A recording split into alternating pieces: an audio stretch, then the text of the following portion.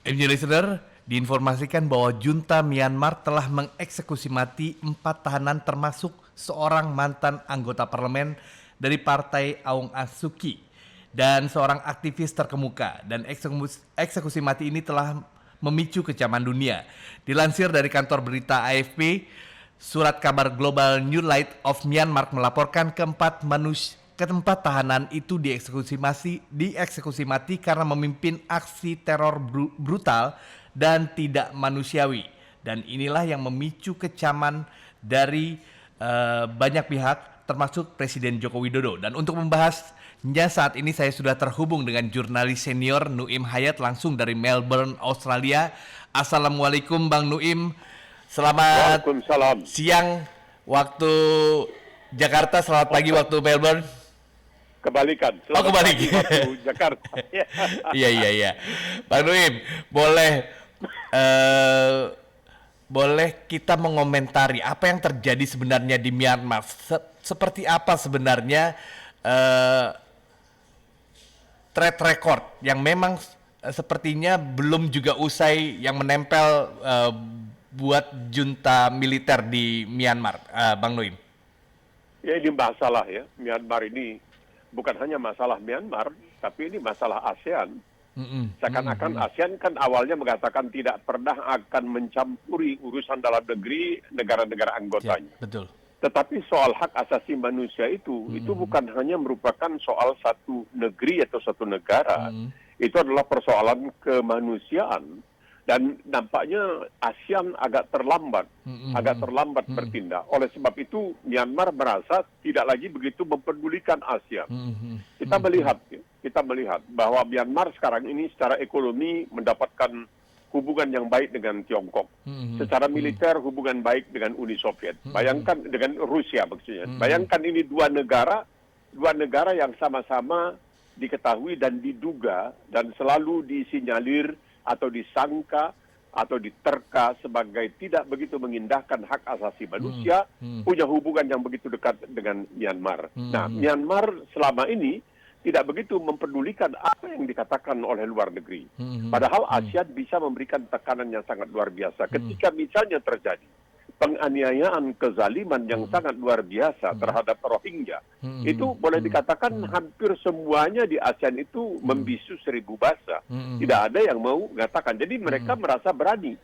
Mereka melakukan sekehendak hatinya, melanggar, menzalimi segala yang dianggap sebagai suci dalam hak asasi manusia, dan tidak ada yang mengatakan sesuatu, dan bahkan tetap merupakan bagian dari ASEAN.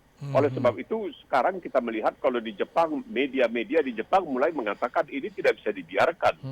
Hukuman mati boleh kalau memang itu katanya ada di dalam undang-undang di negara tersebut. Oke, ada. Tetapi hukuman mati bukan terhadap dalam tanda kutip kejahatan politik. Betul. Bukan dalam kejahatan politik, hukuman mati dalam kejahatan pidana, ya, dalam pidana kriminal, bukan dalam politik. Politik itu tidak bisa dihukum. Kita melihatlah, boleh dikatakan zaman Belanda dahulu, orang-orang yang bertentangan misalnya dengan kehendak Belanda untuk terus menjajah Indonesia dibuang ke Tigul, dibuang ke Ende, dibuang kemana-mana. Tapi tidak dihukum mati. Tapi kalau terjadi pembunuhan, nah, maka di situ mereka memperlakukan hukuman atau apa yang disebutkan sebagai filosofi Hammurabi. Mata untuk mata dan gigi untuk gigi. Al-aina bil-aina wal isim bil-isim. Jadi ini yang membuat orang banyak mempertanyakan bukan hanya Myanmar, tapi ASEAN secara keseluruhan. Apalagi sebuah negara seperti Indonesia dengan Pancasilanya, kemanusiaan yang adil dan beradab. Kenapa tidak diterapkan? Kenapa kita masih juga mau duduk bersama Myanmar setelah melakukan hal-hal yang sangat tidak manusiawi terhadap orang-orang yang melakukan tentangan terhadap politik. Tetapi Iswahyudi, di sini juga ada kesalahan dari pihak Amerika Serikat. Ketika George Bush Junior berkuasa tahun 2000 sampai 2000, dia menyatakan peperangan terhadap terorisme. Ketika Amerika memprotes misalnya Tiongkok dalam persoalan Uighur, Xinjiang, Tiongkok mengatakan kami sebenarnya sedang melakukan perlawanan terhadap terorisme. Maka Amerika terdiam. Nah, ini juga yang mereka katakan seperti yang dikatakan tadi, bahwa orang-orang yang dihukum atau yang menjalani hukuman mati di Myanmar itu dikatakan melakukan tindakan teror, padahal mereka melakukan perlawanan politik. Tetapi kemudian diberi jubah baru, diberi pakaian baru, bungkusan baru, dikatakan sebagai terorisme. Jadi mau bilang apa? Jadi kesalahan siapa semua ini? Tapi ASEAN bisa bertindak karena ASEAN paling dekat dan ASEAN merupakan suatu kelompok ya yang meniru dulunya Uni Eropa, maka dibentuklah ASEAN atas inisiatif antara lain ada Malik di Indonesia.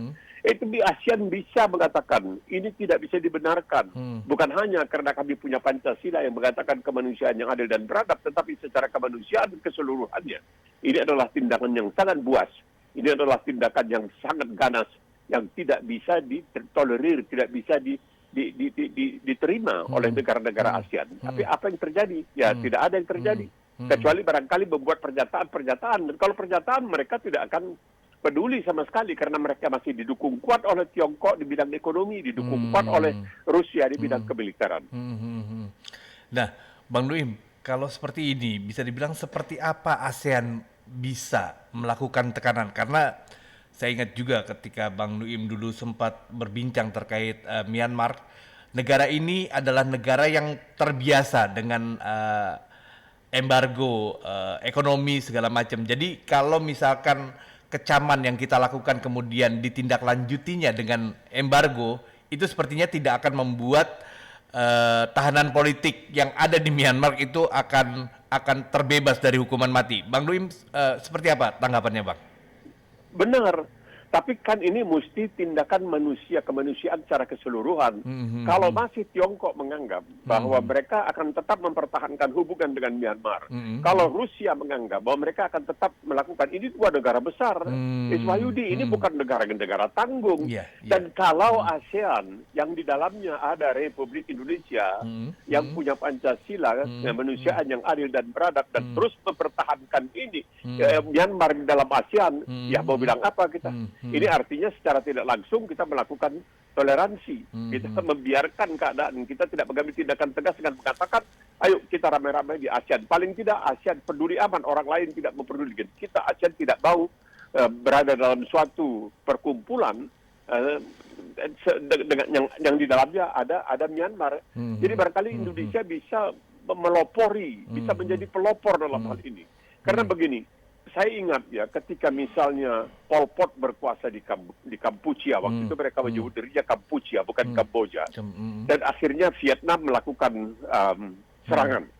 Nah, itu di ASEAN juga banyak celaan.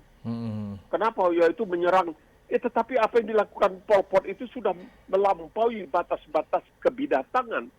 Binatang saja tidak akan melakukan hal yang seperti itu terhadap bangsanya sendiri. Masuknya Vietnam tergelincirnya. Saya berbicara pada waktu itu dengan beberapa orang dari anggota DPR dari Indonesia, wawancara, dan mereka mengatakan, oh kita bebas aktif dan kita tidak mau mengurus apa yang terjadi di dalam negara lain. Saya katakan, tapi ini soal kemanusiaan dan kita Pancasilais, kemanusiaan yang adil dan beradab. Ya, tapi kita tetap menentang bahwa Vietnam telah masuk ke Kampuchea. Dan kalau Vietnam tidak masuk ke Kampuchea, kita tidak tahu apa yang akan terjadi terhadap bangsa Kamboja sekarang ini.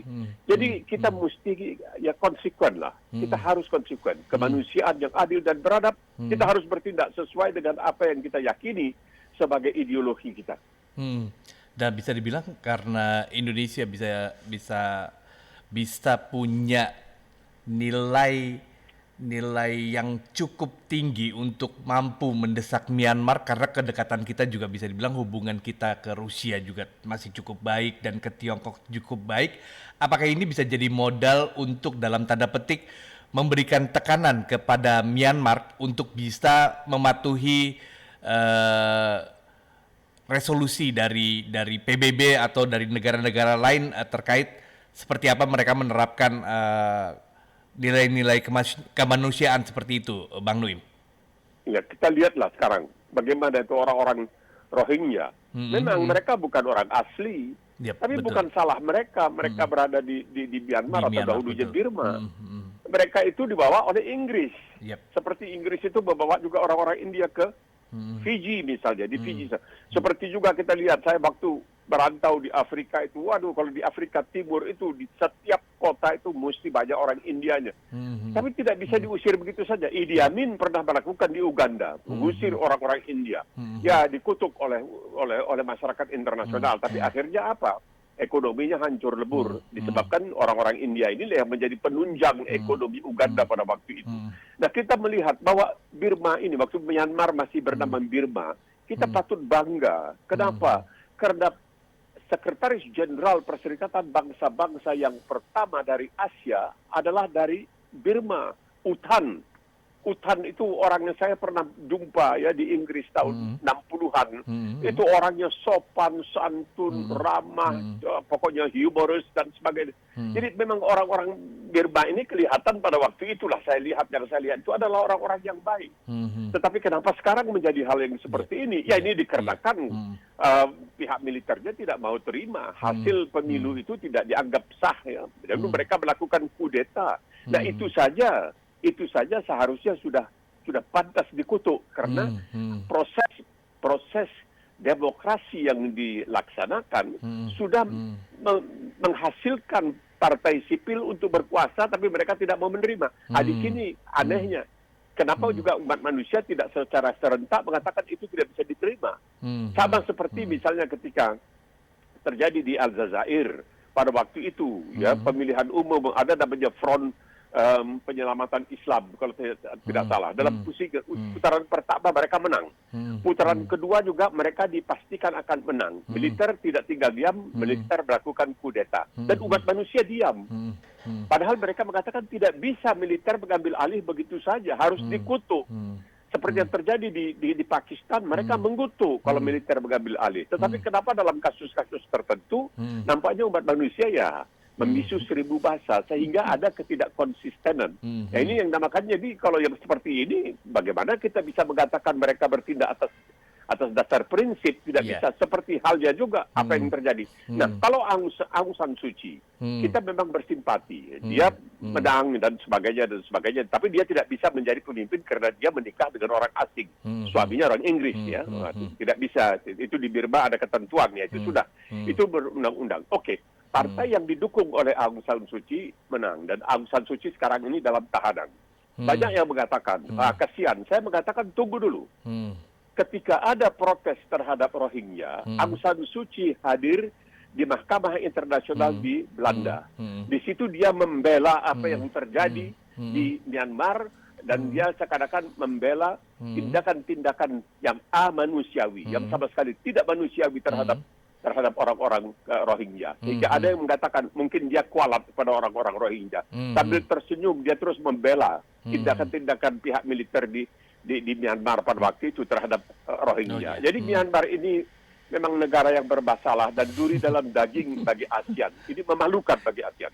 Terus terang memalukan bahwa di dalam ASEAN ada sebuah negara bernama Myanmar yang melakukan hal-hal seperti yang kita ketahui sekarang ini. Bang Nuim, apakah akan efektif ketika keanggotaan Myanmar ini dibekukan oleh seluruh anggota ASEAN sendiri? Barangkali Myanmar tidak begitu peduli lagi, karena mereka sudah melihat. Ini 4 orang diributkan. Kenapa waktu itu ratusan orang Rohingya tidak banyak yang meributkannya? Yaitu karena itu urusan dalam negeri. Tidak bisa. Manusia itu sama, dimanapun hak asasi manusia itu sama. Tapi alhamdulillah kalau memang ada kata-kata mendesak Myanmar, saya pikir harusnya mengancam Myanmar. Dalam pertemuan yang diadakan di Kamboja harus mengancam Myanmar, bukan mendesak. Karena Myanmar ini sudah kebal terhadap desakan-desakan seperti itu. Selagi dia mengetahui ada 2 negara raksasa di dunia ini, itu barangkali hanya sebagian masih ada negara-negara lain barangkali yang juga punya simpati dalam tanda kutip ya kepada Myanmar. Kalau masih 2 negara raksasa ini masih tetap berhubungan baik dengan Myanmar, seakan-akan memberikan lampu hijau kepada Myanmar untuk melakukan segalanya. Ya ini 4 orang apa artinya? Berapa banyak? Saya kembali lagi ke Rohingya, itu adalah sejarah dan dikatakan bukan saja itu merupakan suatu kezaliman, itu sudah mendekati suatu genosida yang terjadi terhadap orang-orang Rohingya itu. Tapi apa karena mereka Muslim makanya tidak apa-apa kalau mereka yang menjadikan mangsa? Tidak bisa, tidak pandang bulu apa agamanya. Apakah yang 4 ini adalah Buddhis atau Hindu atau tidak menjadi persoalan. Jiwa manusia itu seperti yang dikatakan dalam Al-Quran itu satu jiwa manusia, tidak disebutkan jiwa dari penganut agama apa. Man qatala nafs bighairi nafsin, barang siapa menghilangkan satu nyawa tanpa pembenaran, maka seakan-akan dia menghilangkan nyawa seluruh umat manusia. Itu kata Al-Quran. Jadi kita sebagai, ya saya lah sebagai Muslim, itu Iswayu sebagai kita berpegang kepada itu. Ini bagaimana terjadi satu genosida yang dikatakan oleh berbagai pihak, termasuk Perserikatan Bangsa-Bangsa. Kenapa umat manusia pada waktu tidak begitu gencar seperti sekarang ini? Ini sekali lagi menunjukkan ketika misalnya Rusia masuk ke Ukraina ribut, tapi bagaimana keadaan bangsa Palestina seakan-akan ya apa boleh buatlah, kita sudah menerimalah suatu fait accompli. Nah ini yang barangkali perlu ada perbaikan, ini perlu diluruskan. Tidak bisa manusia itu apapun warna kulitnya, apapun bahasanya, apapun warga negaranya, dia tetap adalah manusia yang jiwanya harus dihormati. Tidak bisa dibiarkan begitu saja dia melakukan seenaknya. Jadi ini sayangnya kalau kita terus begini nanti barangkali orang ya sudah Indonesia sudah membuat pernyataan-pernyataan. Tapi barangkali Indonesia juga perlu mendorong agar anggota-anggota ASEAN lainnya betul-betul mengeluarkan pernyataan yang sekeras mungkin. Jangan lagi mendesak, menganjurkan, meminta, tidak, tapi harus mengancam. Jangan hanya dibekukan, tapi ya sudah dikeluarkan saja. Kenapa mesti mau ada suatu negara yang tidak menghormati hak asasi manusia sebagai sahabat kita, sebagai sekutu kita dalam suatu perkumpulan seperti ASEAN? Ini sebenarnya tidak bisa kita terima sama sekali. Tapi ya itu terserah tentunya kepada para pemimpin ya, yang punya barangkali pertimbangan masing-masing, punya penasehat-penasehat ya. Kita bisa melihat. Tapi ya sekarang ini umat manusia betul-betul digemparkan dan sangat marah pada persoalan-persoalan ini. Karena kita melihat Burma ini atau Myanmar ini kan bekas jajahan Inggris. Kita melihat bahwa di negara-negara bekas jajahan Inggris itu ada semacam, ya kita tahu Singapura itu masih melaksanakan hukuman mati dengan digantung lagi, ya bukan ditembak, karena mereka pakai sistem Inggris. Inggris itu kan digantung dulu sekian ratus tahun yang lalu. Itu di Inggris kalau ada misalnya pelaksanaan hukuman gantung itu menjadi tontonan. Orang berjualan di sekitarnya dan lain sebagainya, karena orang datang untuk menyaksikan bagaimana seseorang itu telah dihukum dan dia akan kehilangan nyawanya dengan digantung. Di Malaysia juga, tapi kesalahannya adalah kesalahan narkoba yang juga sangat berbahaya, dihukum gantung. Ini kesalahan politik. Ini kesalahan politik. Barangkali terakhir Indonesia melaksanakan hukuman mati itu mungkin 5-6 tahun yang lalu, antaranya Freddy Budiman barangkali salah satu dari 3 yang menjalani hukuman mati. Tapi kalau Freddy Budiman, itu dikatakan karena persoalan narkoba dan lain sebagainya. Memang orang, umat manusia masih tetap gempar ya. Walaupun di Amerika masih berlaku hukuman mati, tidak di seluruh negara bagian, di sebuah negara bagian. Tapi hukuman mati masih dianggap sebagai sesuatu yang amanusiawi, yang tidak manusiawi.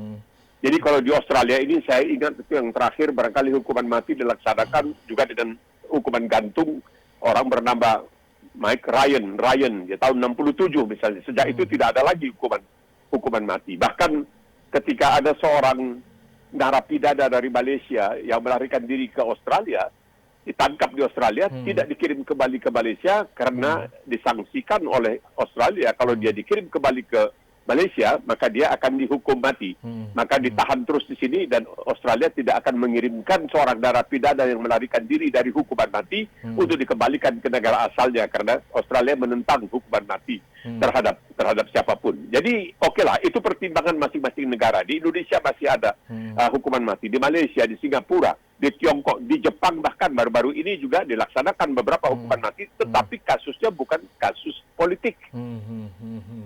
Bisa dibilang memang apa yang dilakukan junta militer melanggar 5 konsensus atau kesepakatan yang sudah disepakati antara Myanmar dan ASEAN pada sekitar tahun lalu, yang yakni tidak adanya kekerasan, menghentikan kekerasan di Myanmar, kemudian semua orang bisa berdialog secara konstruktif di sana.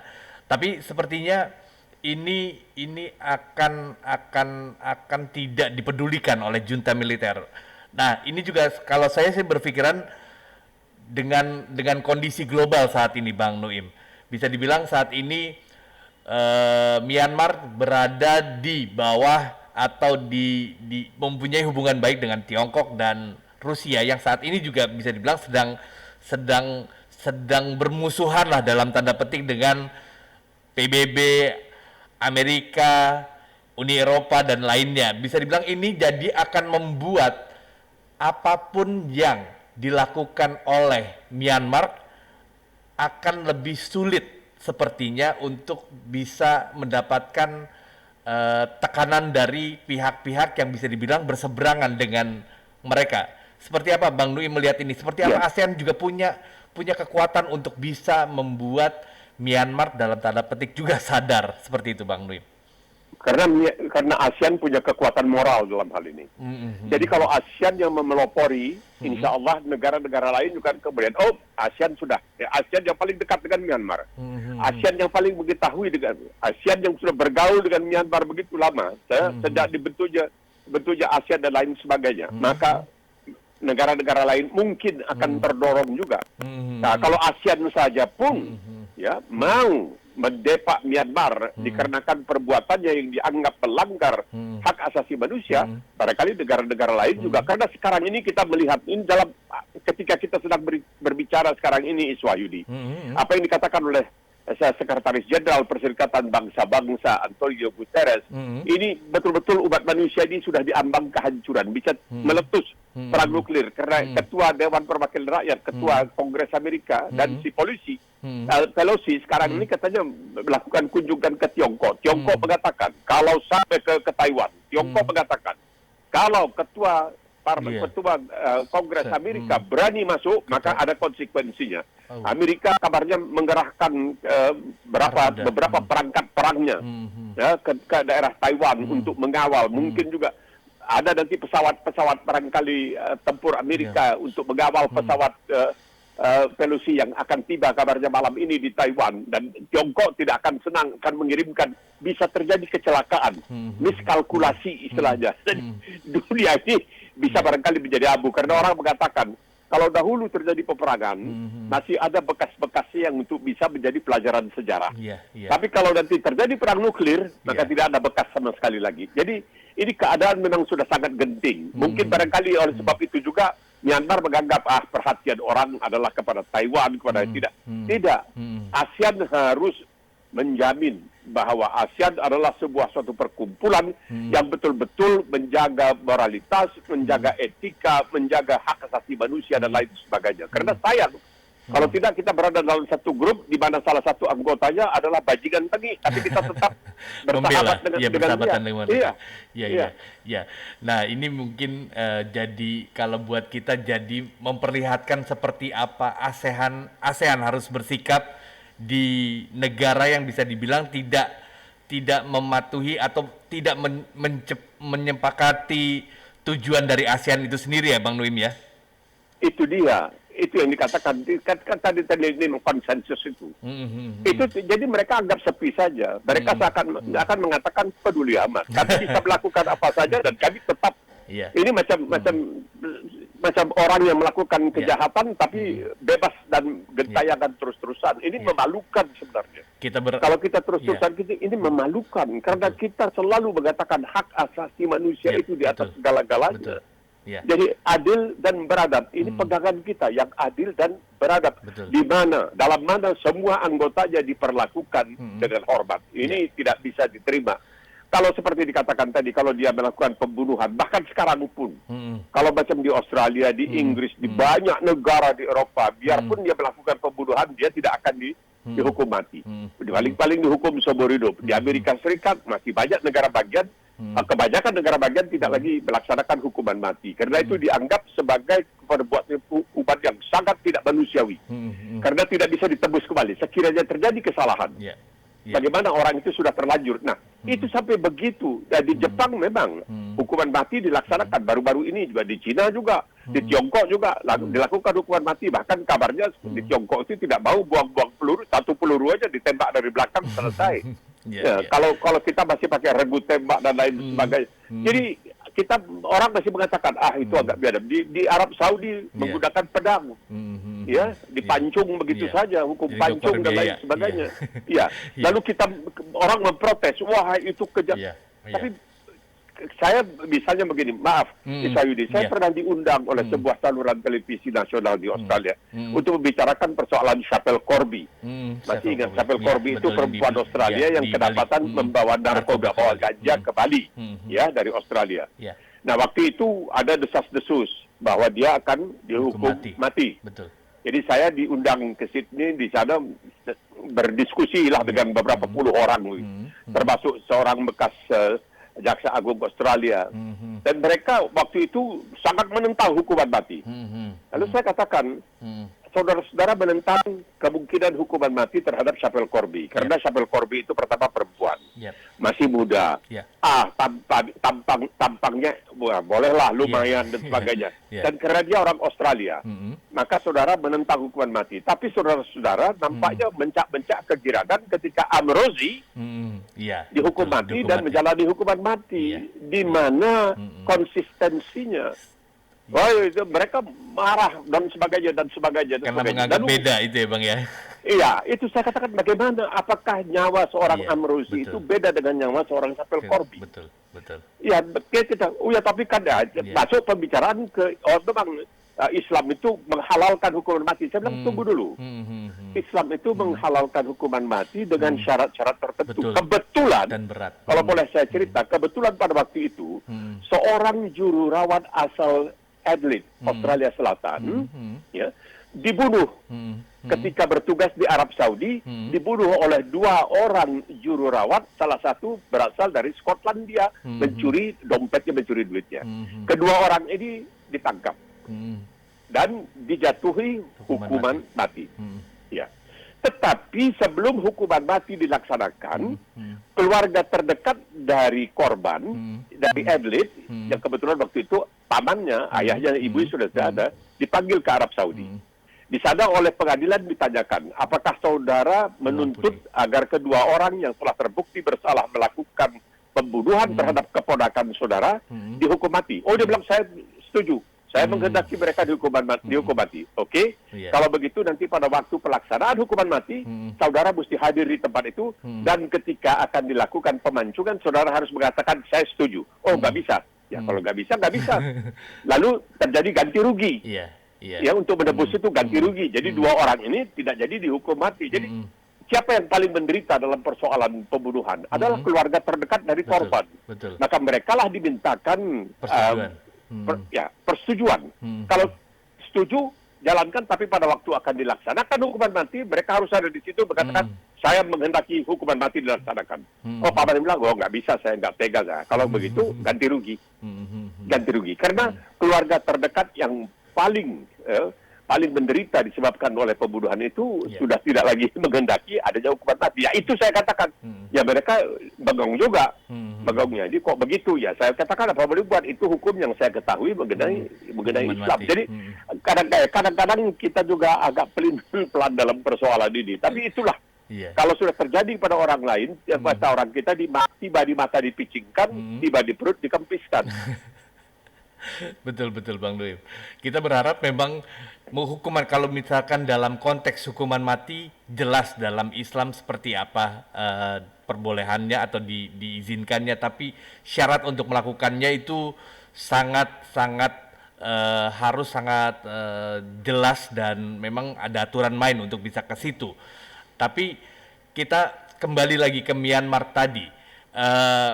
Langkah yang memang saat ini bisa dilakukan oleh ASEAN, karena bisa dibilang memang ketika tadi saya sepakat dengan apa yang diungkapkan Bang Nuim, ketika kita berbeda terkait pandangan politik, namun kemudian hukuman mati jadi salah satu alasan untuk karena perbedaan itu kayaknya kita mundur ke belakang.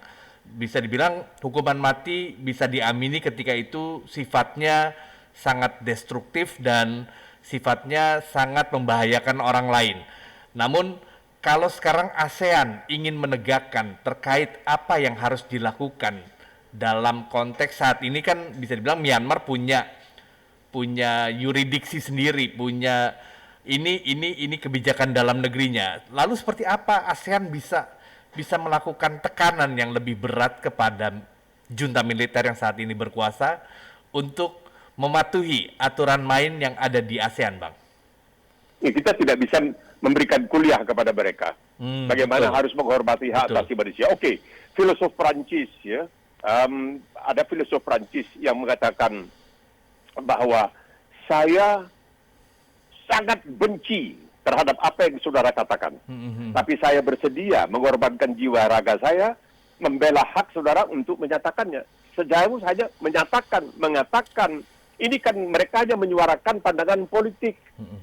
Jadi dikatakannya, ya saya sangat tidak setuju dengan apa yang saudara katakan. Tapi saya bersedia mengorbankan jiwa raga saya, membela hak saudara untuk mengatakan. Ini tidak diberikan hak untuk itu sama sekali.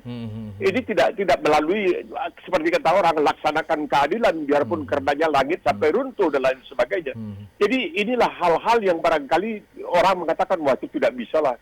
Itu soal dalam negeri. Oh, tidak ada. Sekarang ini tidak ada soal dalam negeri. Kenapa kalau begitu orang ribut dengan Ukraina? Kenapa Betul. orang sangat ribut dengan Ukraina? Betul. Jangan jadi kan kita artinya kita kan munafik jadinya. Kita kan hipokrit, Iya. tidak kenapa di satu pihak kita menentang tapi di lain pihak kita hanya menerima begitu saja? Iya. Tidak bisa. Iya. Seperti yang itulah yang dikatakan tadi kan, katanya saya menentang apa yang saudara katakan. Jadi perbedaan itu barangkali jarang juga disebutkan bahwa ada hadis yang mengatakan al-ikhtilafu ummati rahmah, bahwa perbedaan antara umat aku adalah suatu rahmah. Bung Karno almarhum pernah mengatakan, itu kita terus gosok-gosokan, kita asah supaya kita lebih tajam. Artinya kita terus berdebat, kita terus berbincang, kita terus berbantah-bantahan dan lain sebagainya. Tetapi hanya berbantah-bantahan dengan hanya lisan, kata-kata, bukan dengan kekerasan dan lain sebagainya. Bung Karno pernah mengatakan, itu kita lakukan supaya kita lebih tajam, supaya kita lebih mampu berpikir dengan lebih tajam, karena kita sudah terbiasa untuk melakukan pembantahan dan kita bisa membela diri.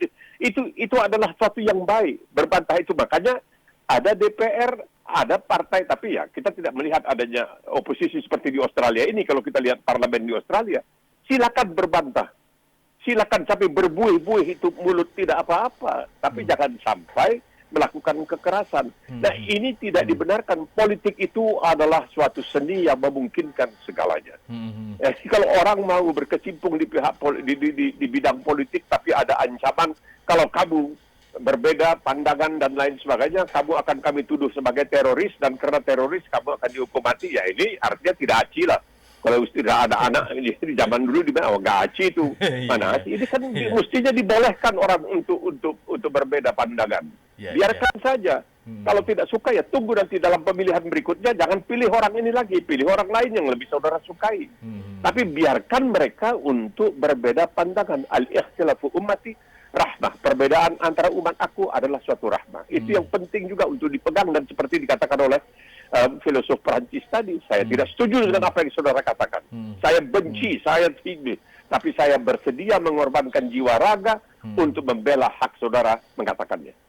Bisa dibilang apa yang sekarang terjadi di Myanmar, kita berharap junta militer memiliki apa namanya ya, memiliki persepsi yang sama ketika 2011 mereka membuka ruang untuk demokrasi, membuka ruang untuk melakukan pemilu yang akhirnya dimenangkan oleh Aung San Suu Kyi.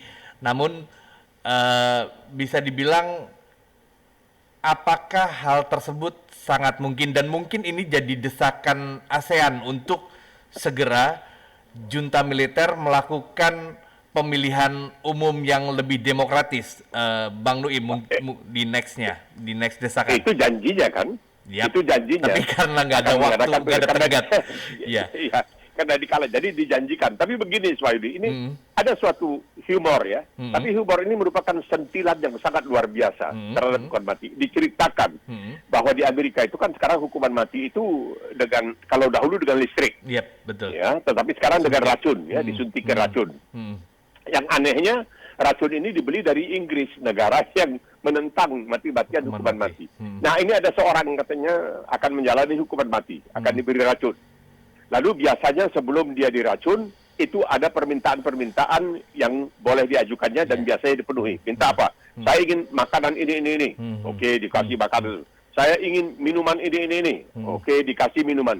Oh, saya juga kepingin merokok. oh jangan, merokok itu membahayakan kesehatan saudara. Ya ini orang muda kok, Mas. Udah Rokok jelang membahayakan. udah jelang mati. Iya, Iya. di situ orang katakan. Iya. Jadi itulah Iya, iya. lucunya hukuman mati itu katanya. Tapi ya tergantung kepada kitab undang-undang. Hmm. Kalau memang itu adalah kemauan dari mayoritas rakyatnya, ya sudah. Mau bilang apa? Barangkali pemerintah harus memberikan pembelajaran kepada rakyatnya tentang hukuman mati. Apakah itu perlu dilakukan atau bisa dilakukan dengan syarat ini itu terserah kepada pemerintah masing-masing. Tapi bukan karena perbedaan politik. Betul. Itu sama sekali tidak bisa diterima. Dalam kasus eksekusi mati yang dilakukan oleh pemerintahan junta militer, kita berharap ASEAN mampu memberi desakan dan juga bisa juga negara-negara yang saat ini berhubungan cukup dekat dengan Myanmar memberikan advice mungkin atau seperti ya bisa dibilang kan sekarang seperti Bang Nuim bilang, kedekatan dengan Tiongkok dan Rusia, dua negara ini bisa dibilang sangat punya nilai lebih ketika mereka memberikan masukan kepada junta militer yang saat ini berkuasa di Myanmar. Namun Bang Nuim yakin ini akan segera berhenti atau desakan dari ASEAN akan didengarkan oleh pemerintahan junta militer, Bang Nuim? Saya pikir kalau desakan saja mungkin mereka akan masuk telinga kiri, keluar telinga kanan. Kalau ancaman mungkin dia akan berpikir sungguh-sungguh. Tetapi semua tergantung kepada Tiongkok dan Rusia. Ya. Selagi ada kode dari Tiongkok dan Rusia bahwa mereka akan terus membela Myanmar, akan terus menjalin hubungan baik dengan Myanmar, mungkin Myanmar akan mengatakan, tidak peduli. Itu bisa terjadi. Siap. Terima kasih Bang Nuim atas waktunya dan kita berharap pemerintah Indonesia setelah mengeluarkan kekecewaan juga melakukan langkah-langkah yang lebih konkret untuk bisa mencegah atau membuat junta militer sadar akan kekeliruannya, dan kita berharap ASEAN yang sudah sedemikian lama terbangun kembali mampu dan lebih kompak untuk menjaga perdamaian dan stabilitas di ruang lingkup ASEAN itu sendiri. Terima kasih Bang Nuim atas waktunya. Sama-sama. Dan salam sehat selalu Bang. Terima kasih, amin.